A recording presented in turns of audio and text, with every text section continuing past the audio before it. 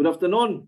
Magandang hapon sa ating Kwentuhang Cybersecurity. Once again, it's a Friday, and we are here once again to deliver the promise that every Friday, at a minimum, we're going to provide a Kwentuhang Cybersecurity.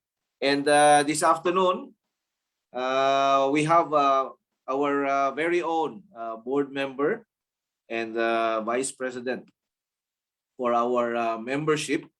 But this guy is also a seasoned licensed professional electronics communications engineer.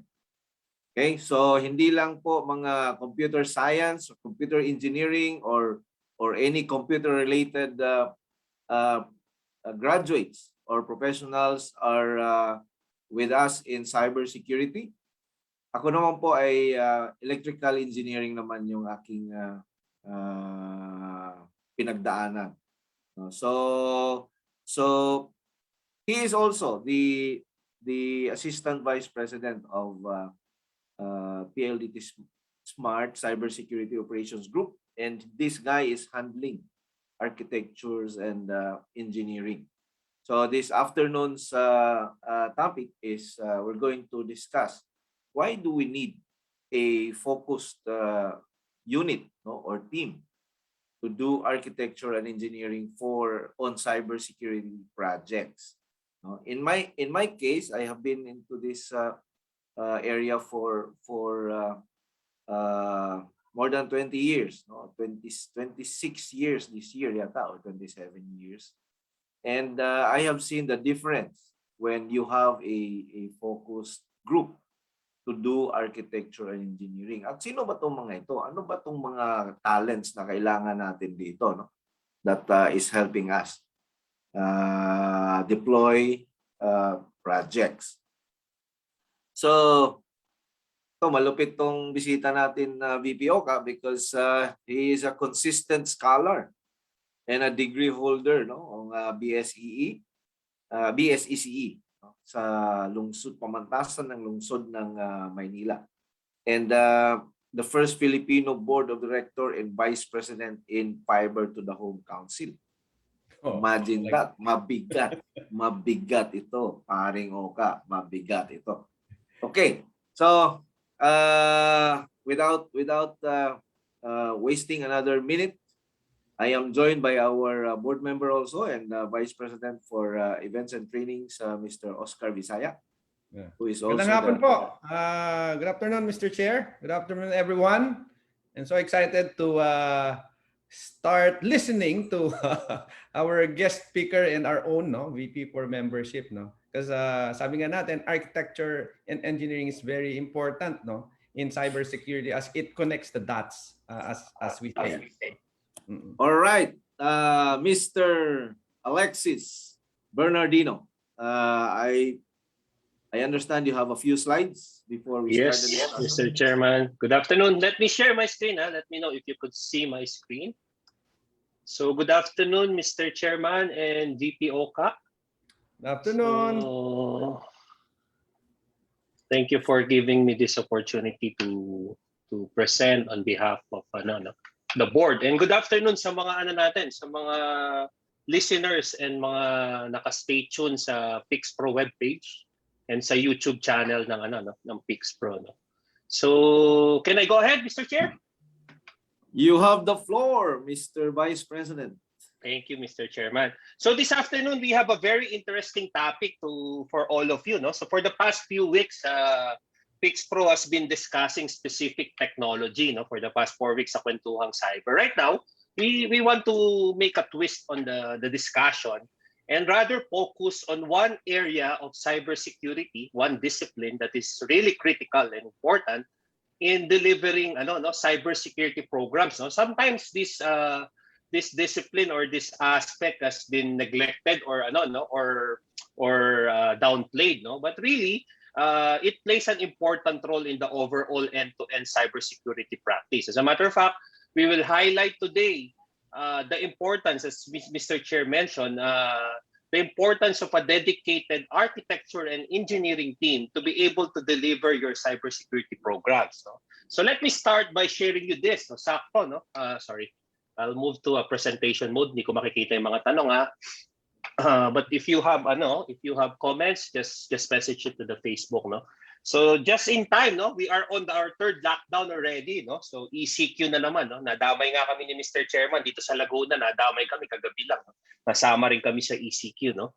So this one, sinasabi niya, no? So a picture says 1,000 words, pero ito may actual text, no? So you could analyze it, or you could do an analogy in your case, no? So sabi niya, with the lockdown, you will have some time to rest. Sumagot yung bata sa kanya, I work in cybersecurity. So you could interpret it as a dad or a child speaking to one another, or as an adversary, a hacker, black hat talking to a white hat. But what's imperative here is that the discipline in cybersecurity, no, na we're not saying we don't have a rest, no, but our enemies are working 24/7. So we are. So the mindset is really important. The passion, the vigilance, and especially the discipline in cybersecurity is really important. So ito yung dinidepict natin, no, who we are. So yan, no. So we want to create more cybersecurity Spartans. No? So in architecture and engineering, this is what we want to achieve, no? To be cybersecurity warriors. No? Now, giving you a context, no, how do we envision things in terms of architecture? No? So sabi nga dun sa dun sa synopsis natin, no? So the cybersecurity architecture and engineering is a highly technical, no? highly technical role, no, in cybersecurity. So I'm making an analogy to make it in a layman's term, no. So in any organization, you could represent it as a castle, no. So this is how we envision any organization with the cybersecurity working on it. No? So of course there are enemies outside the castle, no? Like the hacktivists, cyber criminal, nation state sponsored, and the terrorists, no? Who are trying to infiltrate. No? So there are different layers or spots in your castle or in organization that you want to protect. No? So yan yung mga yon. No? So they are strategically located in such a way that the positioning is really critical. No? So for example, you want to minimize the attack entry points. No? Dito lang siya makakapasok sa 2 point ng castle na to. And then pag pumasok siya rito sa kabila, you have some sort of a perimeter security. So in architecture and engineering, we are translating this to what we call layered security. No? From the perimeter network to the endpoint, to the application, and to the crown jewel, no, to the data security, no, sa pinaka heart and soul ng organization nyo, which is the crown jewel, no. So yun yung pinoprotect natin, no. So that's how we envision cybersecurity. And later on, I will connect this, no, to the actual work that the architecture engineering team is doing.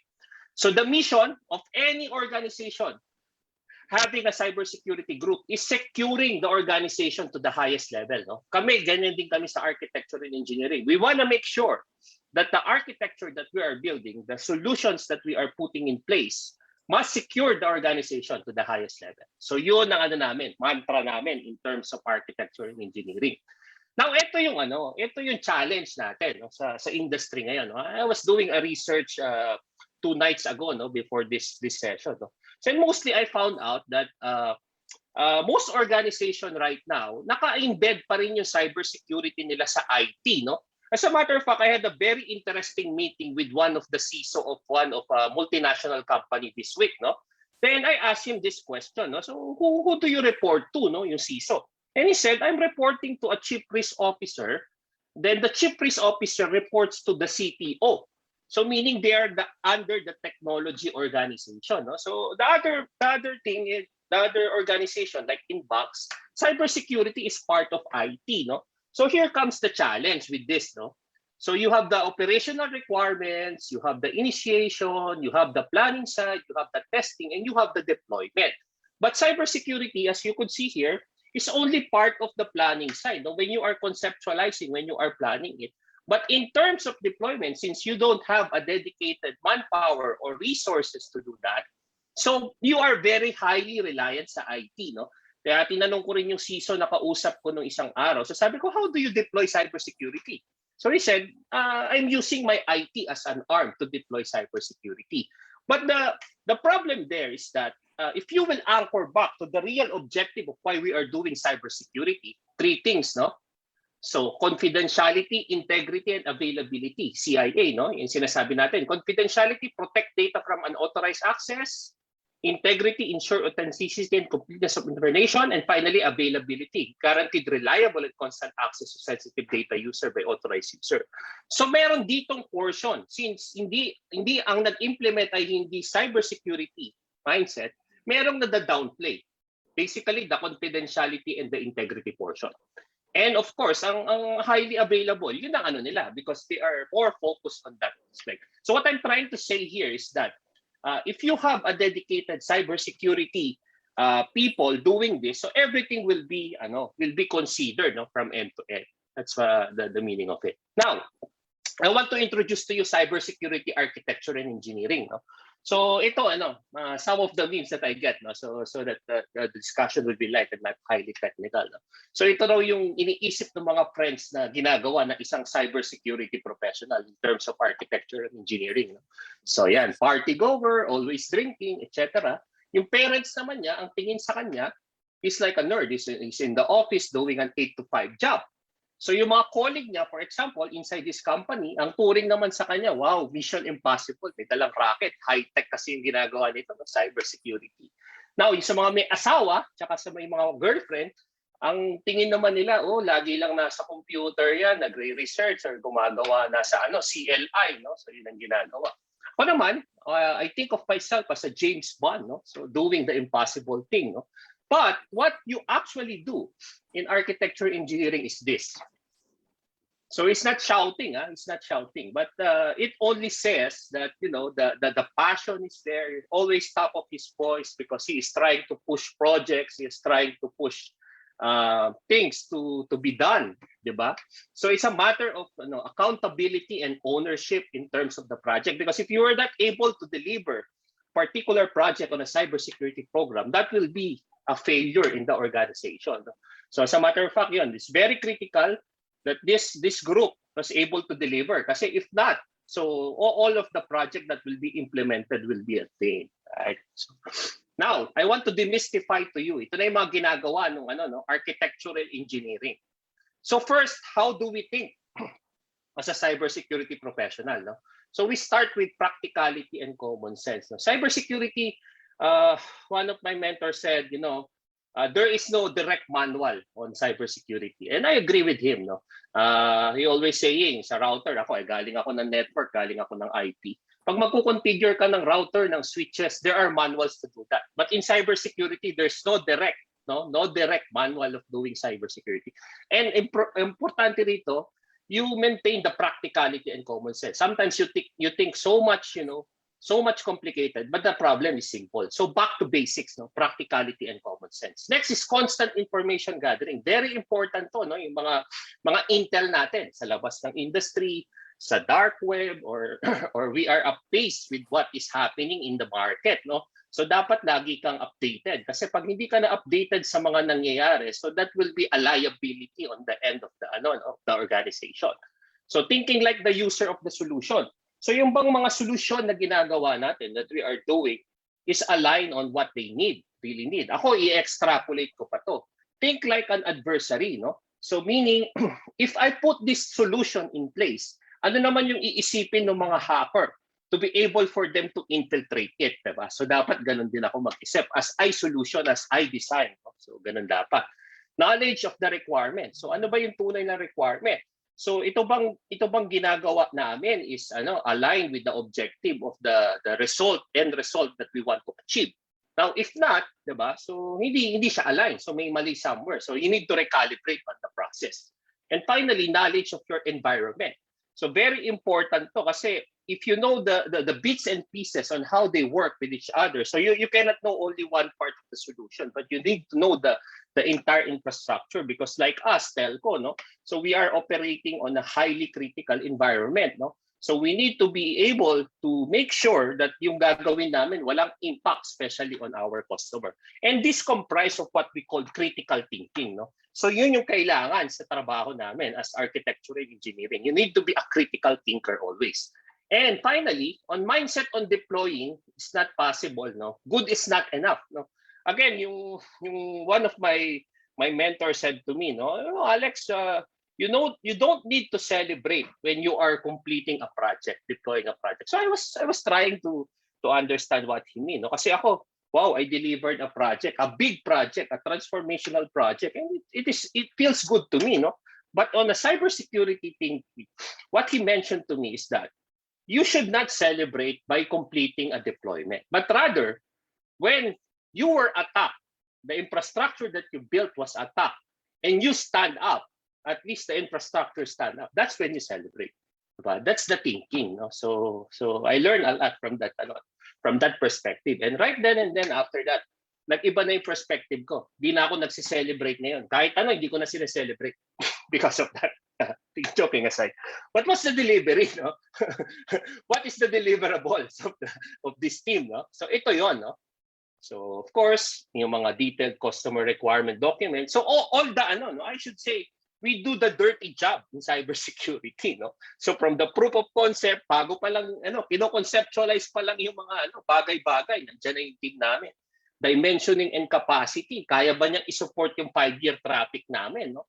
Risk assessment, nandiyan din. High-level design and up to the cybersecurity plans. Now, pagpunta naman sa engineering side namin, andun na yung low-level design. I-roll out na namin sa site yan. Sa matter of fact, even on the COVID, no, on the COVID days, no, yung engineering team ko is going on site to deploy. But of course, we improvise, no.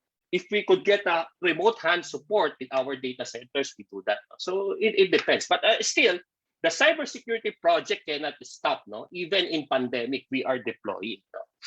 So, but this is a better representation of this. I prepare a process flow para maintindihan nyo, no? So, makita nyo yung value chain. Of course, yan yung ginagawa ng architecture, more on the design, high level. Sa engineering naman, deployment, site readiness, rollout, production cutover, up to the operationalization. Pero may isang importante pang part. Yan. So, yan. So meron tayong pinanggagalingan, no? So bago mapunta sa architecture yan, so of course we follow some technology roadmaps, no? Maybe ibababa sa amin yung strategy team namin or maaaring may direction yung CISO namin, no, na ibibigay sa amin. No? So ibababa yan sa architecture team. Si architecture team ngayon, i-design niya yan. Sabi ng CISO namin, "Oh, Alex, gusto ko ma-achieve ito. Gusto kong ma-block ng mga port site na to," example. So maggugawa kami ng solution to do that, at least on the architecture perspective.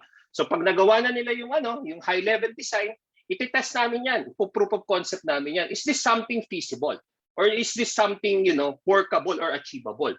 No? So most of the time, mission impossible yung ginagawa namin. Akala mo hindi achievable, pero gagana siya, no? With your own creative thinking.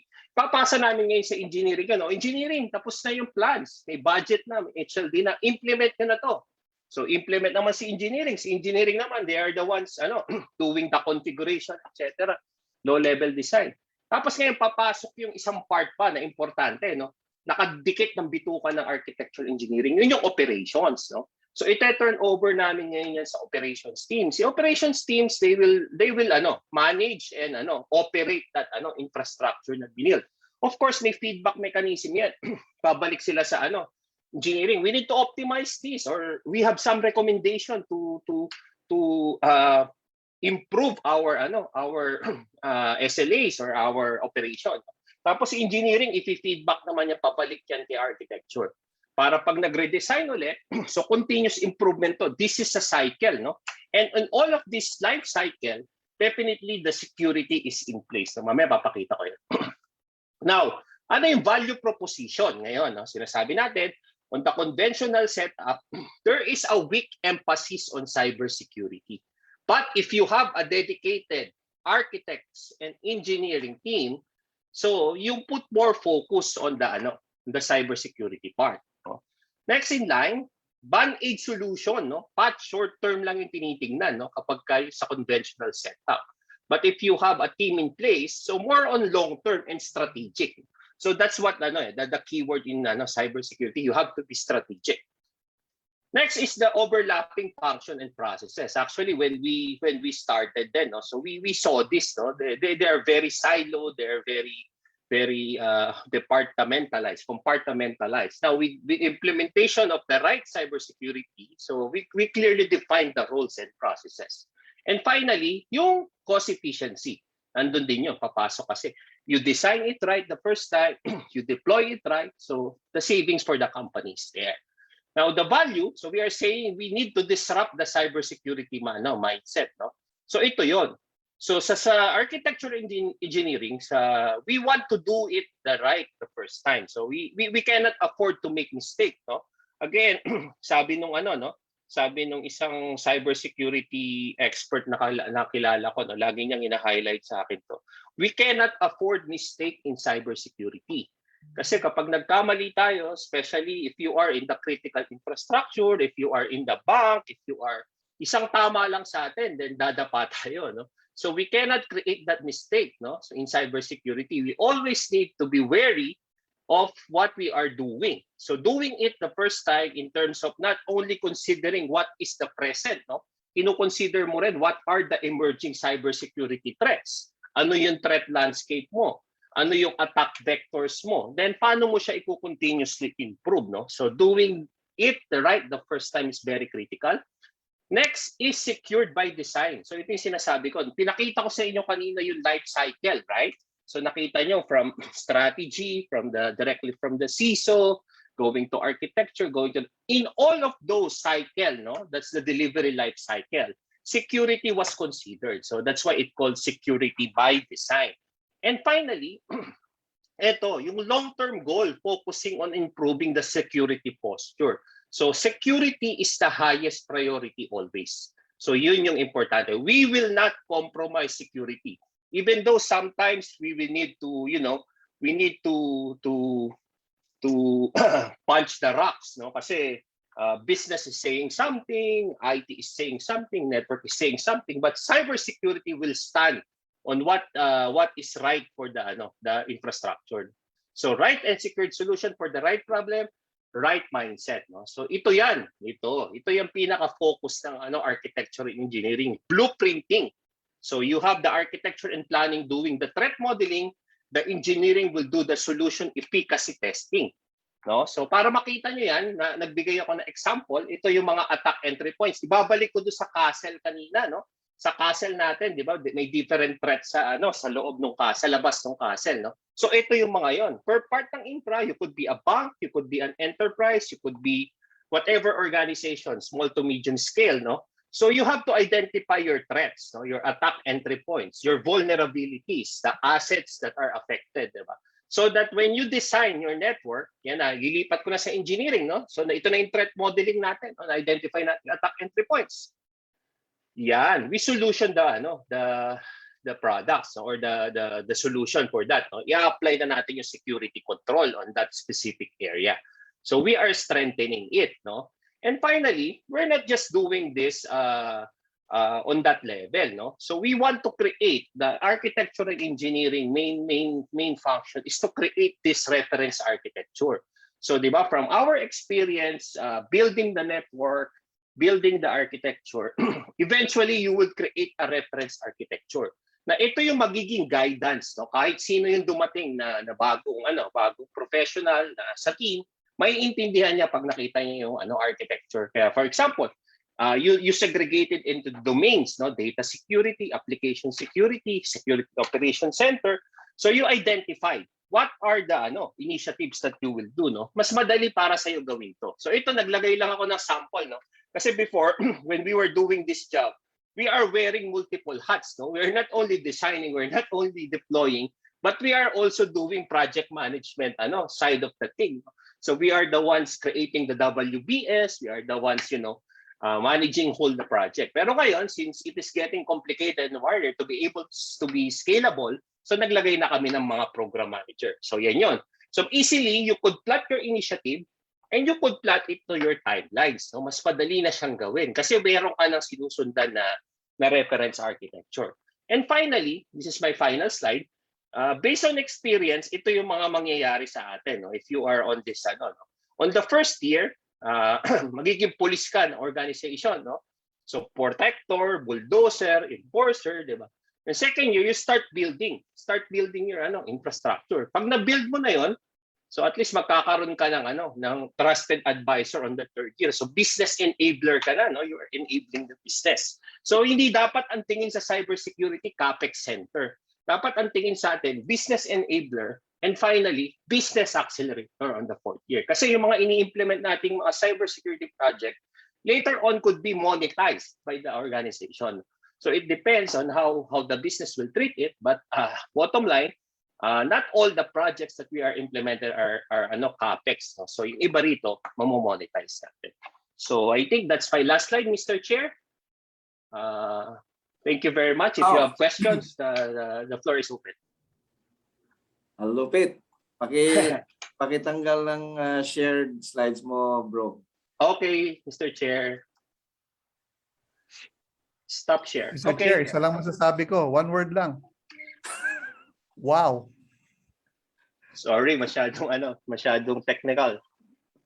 But no, Mr. President. actually, maganda nga yun, Lex, kasi di ba, Mr. Chair, ang maganda sa treatment ng presentation ni VP Alex kanina is that he could navigate us through the basic structure and go to and drill down to the more complicated side of it. But ang pinaka gusto kong take away doon, if I were to put my layman's hat doon sa presentation kanina, is yung value that yung ecosystem mo ay kaya mong i-map. Kasi sabi nga, hindi naman palagi ang nakaupo dyan ngayon ay pare-parehong tao. Everyone should have a common reference.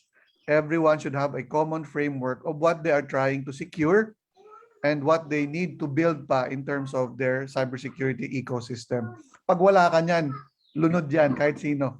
Kahit gaano pa siya kagaling, pag wala siyang idea anong structure ng cybersecurity ecosystem, it's as good as not having visibility over certain assets. Di ba, Mr. Chair? I couldn't agree more, and I'm very happy to see you here, Mr. President. I know you are busy. I know you are busy. Nakahabol. I Kakatanggap wouldn't ko lang miss this. nung message mo eh. So, Yeah. well, it's good. It's really good to have you with us this afternoon. And we are also joined by our two ladies from the board, Ms. Sheila. She is also the Vice President for Finance, and of course, Ms. Mia, our Vice President for PixPro Cares, which will have a segment also. PixPro Cares will talk about the dangers of the internet to women and children, which is very timely, no, sa panahon ngayon. Bago natin painitin pa yung ating balitaktakan, batiin muna natin yung ating mga kaibigan na nakikita natin dito ngayon, no? Unang-una si Mr. President. Ito, the founder of Project AngelNet, no?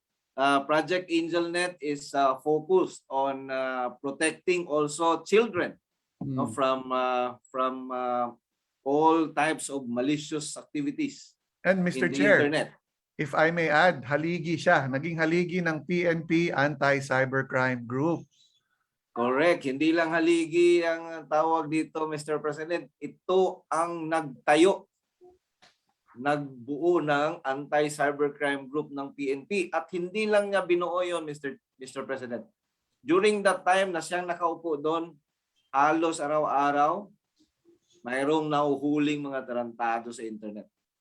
No? Si retired Police Major General Gilbert Sosa. Magandang hapon sa iyo, pare. Good afternoon, Sir Gilbert. Nice to have you here on our program. Sir Good Gilbert. afternoon. Afternoon, sir. Ito Thank you for talaga, attending. Kahapon, sir. it's always an honor, no? Ito matagal kong sinamahan to si paring Gilbert. And then of course, yung ating mga kaibigan, si Mr. Kuya Patrick Sulit. Inukuya at inaate mo kami, kuya ka na din ngayon. Magandang hapon daw, no? And si of course ang ating suki, si Miss Katrina Atienza. ang ating kasama sa CSOG, Mr. Daryl Sulangon, ang ating suki din. Magandang hapon sa iyo, bro. Itong isa, hindi ko mabasa yung kanyang karakter. Translate natin. And of course, yung isang officer natin sa NCR, si Miss Jennifer Jutiktan. And ang ating head ng Special Operations Group ng Cybersecurity ng PLDT, Mr. Bobet, who is also the president of PIX Pro Rizal Chapter. May magandang sinabi si Kuya Patrick dito, ABCD. Assess, build, control, and deploy. And President of NCR PIX Pro, NCR Chapter, Mr. Marlon Umali. Magandang hapon sa iyo, bro. Si Jean Balderrama. Si John Chavez Arceo, the Provincial Chapter President of Laguna Chapter. And then Miss Janessa Alcazar, all the way from Dipolog City. Dipolog City. Wow. Ngayong Matching, hapon. no? Matching. Mayong hapon. Matching from Dipolog City ito. And then si Pen Miranda Bumangla. Hello, Mr. Pen. Si Frank Efron, Mr. Chair. Milo Pacamara. So, one of the pillars also ng cybersecurity ngayon, no? Si Milo or si Milo. Okay, all right. So, ang unang magtatanong sa iyo, bro, ang ating threat intel operator, si Katrina Atienza. Sir Alex, I have a question. As they say, every time you add functionality, you're decreasing the security. They have an inverse relationship. So the more functionality you add to your network application, the less security you have overall. As architecture and engineer, how do you find the balance between the two? Napakabigat naman na. Napakalalim na. Parang knowledge tayo. Unang question pa lang. Pratsada na agad. Well, thank you for the question, Kat, no? It's very, Ay, teka lang. Kasi nandito din pala ang mga friends ni ng ating Vice President for Finance, no? Si Ms. Sheila. Si Mr. Rolly Vasquez. Mr. Rolly is your? Dad ko po, sir. Very supportive yan. Good afternoon, Mr. Rolly. And si Miss Lorraine and Joy. Okay, magandang hapon sa inyo. Present all the way from Singapore, Miss Corinne Grace Antig. Wow. And si Joe Maliwat, incoming officer also of PIX Pro Laguna Chapter. So kulang na lang ng ratification ng board yun, Mr. President. And then we will have everyone on board. Okay. Ang dami nating bisita ngayon. Dami. Puno. So, VP Alex, would you mind answering the very highly intellectual question of our very own Katrina Atienza? How do you balance? No? How do you balance functionality and security? Parang bahay mo yun, no? Nagdagdag ng bintana. Siyempre, nagdagdag ka rin ng entry point. Yun yung siguro para sa mga viewers natin na regular users, every time magdagdag ka ng mga application sa laptop mo, nag-download ka or sa gadget mo, nag-download ka sa Google Apps or whatever, wherever source you are using, no? Nagdadagdag ka rin ng possible na entry point ng mga may malicious intent. So, paano ba yung natin i-balance, brother? Oh, that's a very very good question, Kat, no? So thank you for the question. Again, kanina when I was presenting, hinighlight ko, no, in the architecture and engineering perspective, you cannot compromise security, no? But again, as you mentioned, we are implementing a lot of functionality, a lot of features, no, that might compromise it. So how do you strike the balance? That's a very good question. Ang sagot ko dyan is that basta wala kang mako-compromise in terms of your objective, in terms of security. Nandun yon, intact yun. So lagi kang babalik dun sa babalik o sa objective of why you are doing cybersecurity. The three fundamentals, no? Confidentiality, integrity, and availability. Ngayon, kung meron kang i-compromise dun sa tatlo na yon, so it will not be as effective as is. So dapat ako ang ano ko diyan, ang stand ko as a architecture and engineering practitioner, as long as you will comply with the security not being compromised on the event that you are doing this, then it should be okay for me. So your thoughts, Mr. Chair? Oh, Mr. kasama Chair, pala before kita. meron lang ako naalala doon sa binanggit nyo, yung pagdagdag ng pinto at saka bintana. Go ahead. Actually, merong kasabihan yung isang grupo Sabi nila, when a door closes, another one opens. Actually, inadapt po palang motto yan. Alam mo ano organisasyon, Mr. Chair? VP Alex. Yun na po ang motto ngayon ng mga akyat bahay. But seriously, Mr. Chair, okay, I bring the floor back to you.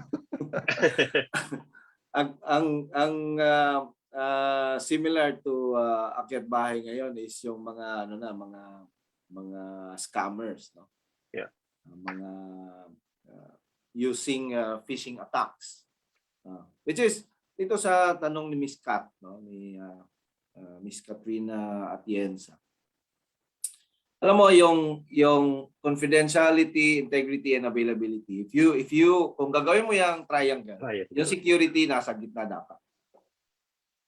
Kasi pagka pumunta ka doon sa availability side na diretso or na closer, then you compromise naman the integrity and confidentiality. That's why it's very important na kada project mo magkaroon ka ng risk assessment. Hindi pwedeng implement ka lang ng implement. And I think yan ang advantage of having a focus group on architecture and engineering. Kasi kung wala kang naka-focus na grupo diyan, then for sure magkakaroon ka ng lapses, no? You may think na nakuha mo lahat, pero at the end of the day, no, malalaman mo na lang the hard way. At yun ang ayaw nating mangyari. No? Bago natin i-deploy yan, dapat hindi nagsasuffer lahat ng aspeto ng business. No? Especially yung customer experience. Yun ang ating no. So doon sa last slide mo, VP Alex, no, na on the first year, parang bulldozer ang cybersecurity. Naglilinis ka Yes. Linisin mo lahat, no? And then mag-implement ka, so enforcer ka din. And then after that, nagbi-build ka na ng mga controls. Pagka naka-build ka na ng controls, then you start becoming a business enabler. Business enabler. Hindi trabaho ng cybersecurity ang magsabi na wag mong implement yan.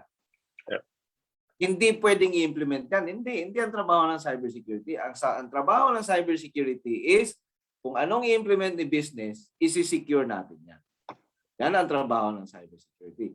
Hindi tayo wall, no, na pag dumaan sila dyan, wala nang gagawin. No, hindi. Dapat tayo. Pagka merong gusto kung sino mang yung other units in the organization, ang trabaho ng cybersecurity, i-secure natin yan. Right? Now, ang last phase niyan magiging magiging part ka na ng revenue generation. So cybersecurity may not be directly contributing to the revenue, but it is definitely protecting and securing the sustainability and the growth of the organization. Yun ang ng cybersecurity. Right. Pwede ba akong Mr. Chair, magdagdag ng thoughts? Yeah. So I think maganda yung tanong ni Kat kasi sabi nga natin yung business is evolving, no? Same as the threat landscape is also evolving. So we need really more functionalities, more innovation in the cybersecurity technology industry to be able to address all these issues, no? And I think the architecture is really important kasi it cannot be disjointed. For example, when companies leverage the cloud, no, to be able to deploy, for example, serverless architectures or container architectures, hindi siya isama doon sa overall security architecture ng ating organization. Else, you're gonna be bringing in silos again, no, to your cybersecurity program. So I think as you add more functionality, it has to be connected, no, to the foundational architecture that you have built, no, right up front. So kaya importante yung sabi nga ni Alex kanina, going back to basics. Kasi kung hindi, then it's gonna be very difficult to put all these silos together in a fluid environment later on, no? Kaya maganda yung simulan mo ng tama so that when you move along, as the business evolves, as the threat landscape evolves, mas madali para sa lahat. Saka isa pa, ang gusto kong maganda dito sa ginawa nyo kasi, and well, ginawa nyo or your thought process here, kasi it's all about continuity, di ba, Mr. Chair, Mr. Press, and VP Alex. Sabi nga natin, si Mr. Chair, you're in a company na hindi ka naman siguro in the future, baka hindi ka magtatagal, same as VP Alex and all the officers, no, in this cybersecurity organization. But when you leave, at least there is no what we call the disruption. As much as possible, there is a smooth handoff, no, to the next officers, no. So maganda yan kasi it's not just about the present, but also about the future and how the organization evolves, no? Whether new people will come in and then they will look at the architecture and hey, wow, it's smoother. And I think the reason why you're saying it's a business accelerator because there's continuity. Hindi na sisimula pa ulit yung darating, no, na mga bagong tao sa organization. So just my thought. Actually, tama din itong sinabi ni Kuya Patrick, no? Sabi niya, in my thoughts, balance could be achieved with proper strategy, tactics, and right risk assessment. Exactly. Kaya everything starts with the strategy. Diba? But in cybersecurity, for you to have the best strategy, you must have the right mindset. Kasi kung wala yung mindset, no, iba yung mindset ng cybersecurity professional. Iba, laging nagtatanong, laging questioning, no, challenging the status quo. Yun ang mindset ng So pag gumawa ka ng strategy, ikaw din ang magcha-challenge yung strategy mo. And you challenge your strategy almost all the time, no? Sabi nga ng ating strategic management professor last 2 weekends ago, do not fall in love with your strategy. You have a strategy, di ba? Sabi ng ating professor na si President Ace, you have a strategy, don't fall in love with your strategy. Don't fall in love, never fall in love with your strategy. You need to keep on changing your strategy. So everything starts with the right mindset. Create your strategy, then you can already be on your way. Diba? So, yung continuity is very important. Hindi ka gagawa ng strategy na ikaw lang nakakaintindi. At hindi ka gagawa ng strategy na masaya ka pagka hindi ma-implement ng iba. Pangit naman nun. Diba? Dapat masaya ka pagka umalis ka dyan, diba? Tapos na-implement ng na continue nung sumunod sa'yo or pumalit sa'yo, dapat matuwa ka. Hindi yung akin lang yan. Hindi po pwede sa cybersecurity yung gano'n. Kasi tayo constantly evolving tayo, constantly moving tayo, di ba? Yan. So yun ang mga sabi ng ating Laguna Chapter President, Miss Jan, no? Or Lieutenant Colonel Jan Chavez Arceo, agree with VP Oka. The architecture has to support the business goals. Everything is about the business. Everything is about the vision and the mission. So, yung strategy mo ng cybersecurity must support the vision and the mission all the time. Diba? Ngayon, pag nagbago yung vision, dapat sumunod ka din. Hindi yung para kang tuod dito na hindi ka susunod. Otherwise, magkakaroon ka ng conflict sa iba. Diba? mayroon laging hindi magandang nangyayari between the two, pero at the end of the day, you are working towards the same vision and accomplishing the same mission and objectives of the organization. Oh, so sabi ni President Marlon, never fall in love with the strategy. Yun lang yata ang hindi natin nakalimutan doon. Hindi lang, Mr. Chair. Meron namang course pack na pwedeng balikan.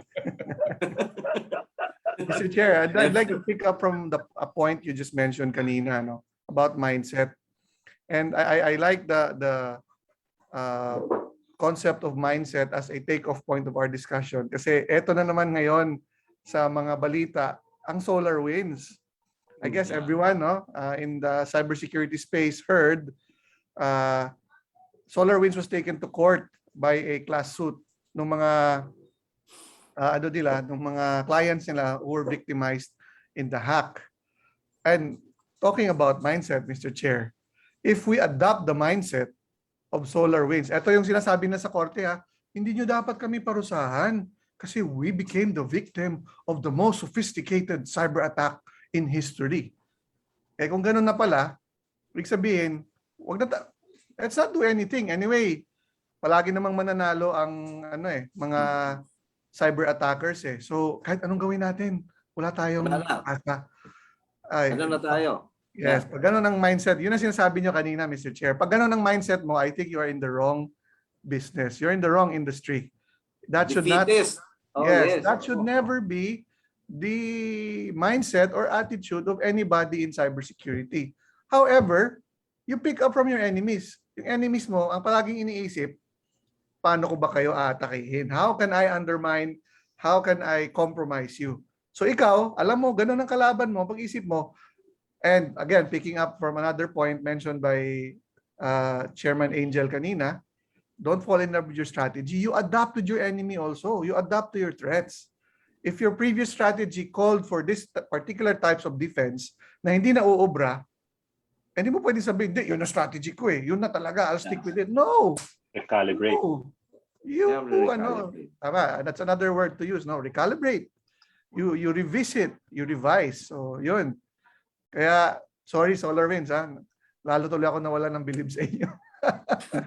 It's a constant, the terrain is constantly changing. That's why your approach and your strategy should also be constantly improving. So yun ang hindi ka pwedeng magano ng defeatist na stand dito sa natin. Kaya nga sa cybersecurity, especially pag nasa operations ka, ang hindi mahirap paniwalaan na talagang walang weekend yung mga tao, no? They may not be actually doing what they are doing, but the mental aspect is always active. Nandun ka lang lagi sa anticipation ba na magkaroon ka ng attack. Diba? And constantly binubuo mo sa utak mo yung dapat mong ginagawa.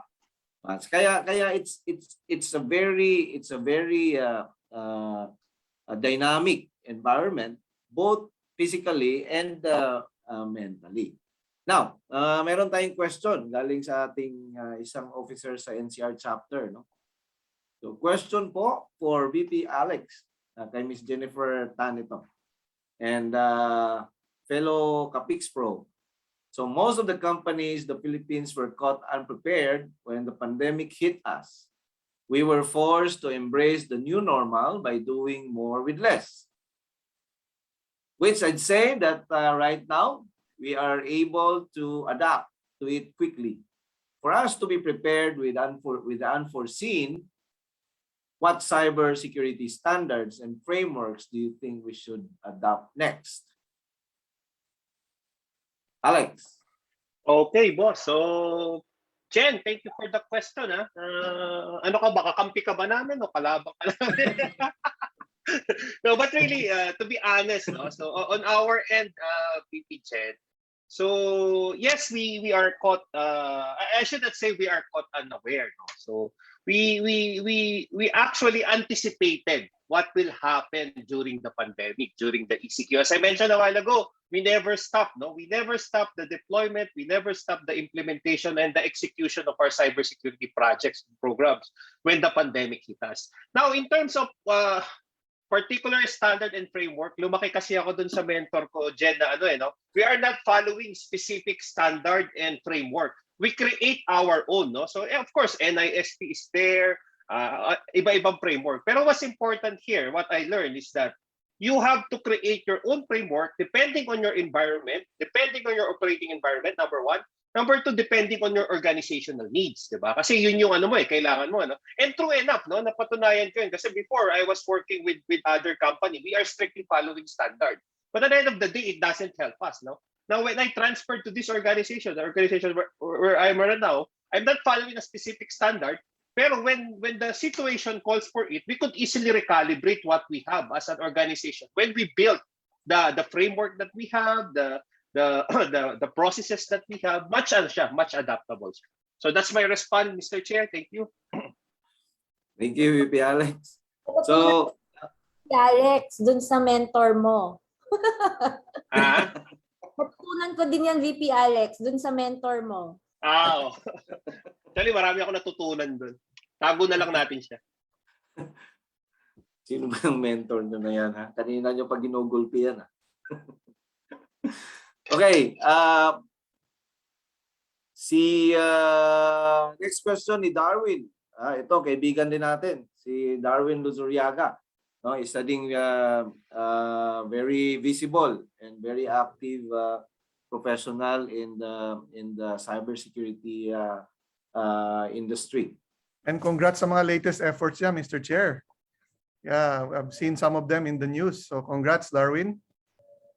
Si Darwin, okay. Galing, Congrats. So, yung kanyang question, as professionals, we do understand the basic and foundation of building a strategy in cybersecurity. So being as PIX Pro, how can we help other companies on changing their mindset to build a cyber-aware Philippine community? Thus, feeding FUD will be of good help. So FUD is fear, uncertainty, and doubt. Thank you, Darwin, sa magandang mong tanong. No? Yung FUD, yan ang pinakaluma sigurong maalala ko sa libro na ginagamit namin noon para makikinig yung mga boss namin. So mag-feed ka ng fear, uncertainty, and doubt. Admittedly, it worked to some, but to majority, hindi matatakot. No? And mauubos ang effort mo. Now, ito should be done in a whole of nation approach. So in our case, no, as PIX Pro, being an advocacy organization, this is our way of trying to impart the end-to-end perspective of cybersecurity. No? Now, in our own profession also, we do that in our respective organizations. However, we need the government in this very important achievement that we are trying. Goals that we are trying to achieve. So it's if there's a policy, if there's a law, no, mandating all board or executives or top management of every organization to spend whatever number of hours, just like corporate governance or good governance, right? Every executive officers in our organization, especially the listed ones, they will have to sit for how many hours in a year to listen to a corporate governance or good governance related matters.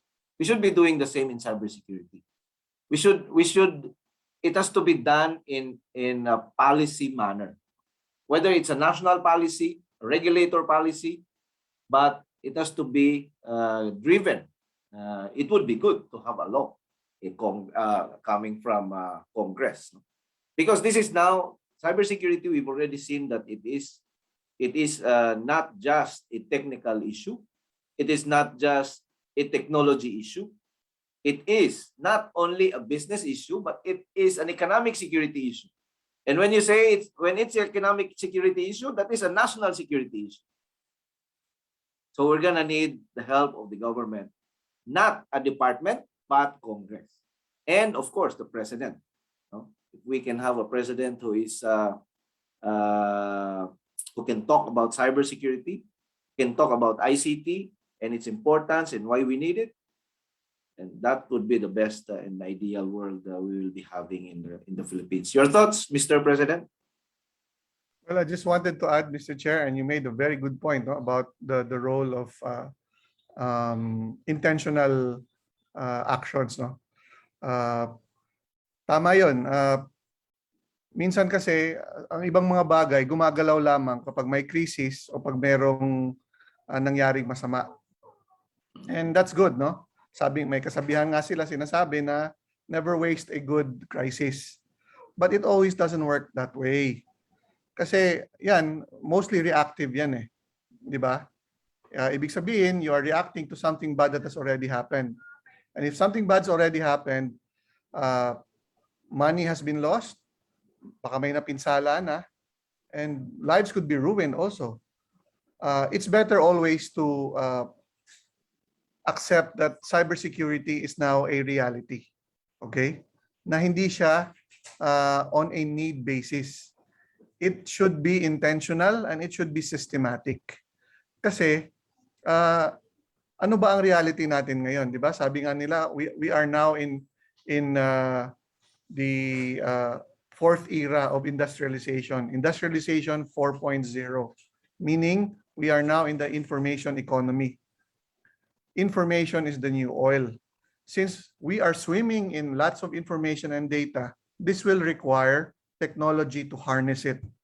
And that means more connectivity, and more connectivity means more vulnerability. Ganun lang kasimple yun. If there are more vulnerabilities, there is greater incentive for people to attack these information and communication systems. Sabi nga nila minsan, ang joke, di ba? We're even in the wrong business because if cybercrime were an economy, it would rank number 2 or number 3 in the world. It's in the trillions, di ba? But let us not close our eyes to the possibility that, yes, we can actually fight with them and we can go toe-to-toe with them. Tao rin lang ang mga yan. And it's always better to do things right. And that means we need more white hats. So if we want to have a more cybersecure Philippines, organizations like PixPro and many others, no? Let's promote not just awareness, but let's also promote the good practice of cybersecurity. Meaning we need more white hats. We need more good guys with us. Kasi marami. I always like to quote this, sinasabi ni Chairman Angel, no? Yung mga masasamang loob sa cyberspace, nag-uusap sila. Okay? Tayong mga nagdi-defend, kanya-kanya tayo. How do we suppose can we succeed in that kind of a scenario? So yun lang, Mr. Chair, ang idadagdag ko doon sa punto niya. That's a very good point, Mr. President. No? Yung mga masasama, may banding sila. Tayo sa good side, mayroon tayong hidwaan. It's a sad reality. Okay, di natin napansin yung oras, but we have Kaya pa ba isang question, Mr. Chair? Do we have one more question? Isa. Yep, Yeah, sige. we have one. Yep. Based on what you see in the current situation, increased work from home, in your opinion, are we doing enough? Also, in your opinion, here in the Philippines, what would be the best starting point for aspiring cybersec professionals or practitioners to enter the field? Based on the current, well, in cybersecurity, nothing will ever be enough. nothing that we are doing today, no matter how good we are, we always assume that it is not good enough. And I always believe, and I never forget this, not even for 1 minute, that if we are good, someone or some groups out there are much, much, much better than us. So we must keep on learning. We must keep on reading. Yan na yung babalik tayo. If you wanna be a cybersecurity professional, David, no, your question, the best way for you to start is to build the discipline. Build the discipline. Number one, you cannot sleep whenever you want to sleep. So you build the discipline. You're not sleeping, either you are working or you are reading or you are practicing. Especially if you are from your first year, 3 years up to 5 years, we don't sleep. No, sleep is for the non-cyber sec professionals. After that, you can already have your sleep because you will have people under you now, but because you can already lead. So build the discipline. Many professionals start with training. Kumukuha sila ng certification training. It's not a good start. I took my first certification training 12 years after my career, after my building my career. So 12 years, yun yung first. So build the discipline. Cybersecurity, if you're a professional in this area, you need to read a lot of cybersecurity related books, cyber risk related books. You have to read news articles. You need to be updated of new threats, new everything. Madami. So if you can build that discipline, you are on the right track of becoming a cybersecurity professional. Mr. Chris Banzuela, magandang hapon sa iyo, bro. Okay, Kat, meron pa ba tayong question? Maraming salamat din sa iyo, Bro Darwin. Thank you, no? So, it's already past 6, hindi natin namalayan yung oras natin. Another 1 hour but fully packed discussion on architecture and engineering aspect of cybersecurity. You know, we've been talking about strategy. There is also a unit in cybersecurity that is called strategy, and that we're gonna have a guest also in the future to talk about the cybersecurity strategy aspect of the end-to-end or the ecosystem of cybersecurity. So, mga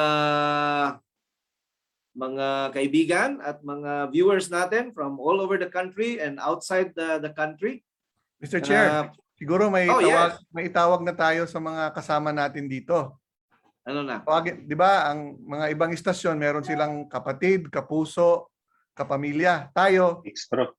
hindi, Kapixpro. mga kakwentuhan. Kakwentuhan. Oo. Tama, oh. So mga kakwentuhan, no? Mga kakwentuhan natin tuwing Friday, and hopefully more sessions, no? From the Philippines and to those who are outside the Philippines. Thank you very much for joining us again for 1 hour, and we'll see you again next week. Next week we have a very interesting topic as well. So just wait for the hindi natin pangunahan yung ating announcement, no? But wait for the EDM, and we hope to see you again next week. Maraming salamat po. Salamat. Happy weekend po sa inyong lahat. Happy Pero sa weekend. cybersecurity, walang Happy lang. Happy lang, walang weekend. Keep Bye. safe, everyone, and Bye. healthy. Take Bye-bye. care. Take care. Thank you, Mr. Chair, Mr. Press. Thank you. Thank you. Maraming salamat sa inyong lahat. Thank you, everyone.